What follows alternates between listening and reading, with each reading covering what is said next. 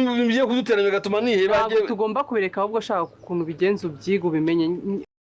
Yo urabizi noneho ese ko tubona noneho Nyambo ndetse na Niyori batumvikana ku kibazo bafitanye mu rugo, uratekereza biraza ko byagenda ute?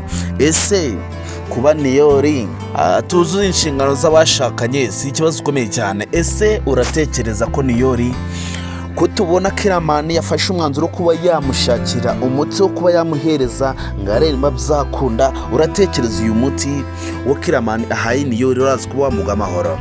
Ese uratekereza Niyori kuba nyweye uyu muti arazi kuba yamererwa neza nk'ibisanzwe?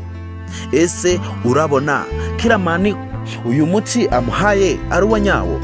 Guys, mwayikaze niba bwa mbere wowe wisanze hano kuri channel, turagusaba kugira ngo wadutere inkunga kwa kanda kuri buta subscribe maze ujyane ibigano byose muri Benetsi nzu za filime yacu Ibanga. Niba ukunda filime yacu Ibanga nk'ibisanzwe, icyo tugusaba ni ukuba dushyigikira tukaba kwamenya ko turi gukorera abantu bahari kandi tukamenya ko filime yacu Ibanga muba muyikunda ndetse munayishyigikira cyane. Ese uratekereza ko Niyori uyu muti anyweye uraza kuba wakemura ibibazo afitanye na Nyambo?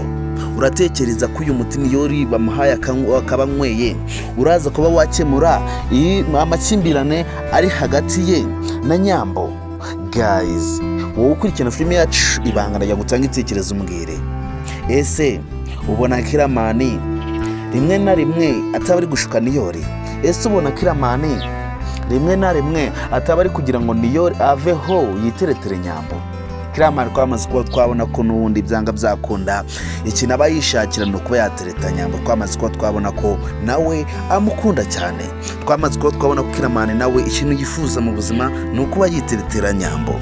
Ese urabona Niyori kuba noneho bamuzaniye umuti, kuba Killaman tuzi azaniye Niyori umuti wo kuba wakemura ibibazo byo afitanye na Nyambo, uratekereza uyu muti urazi kuba wagwa Niyori neza?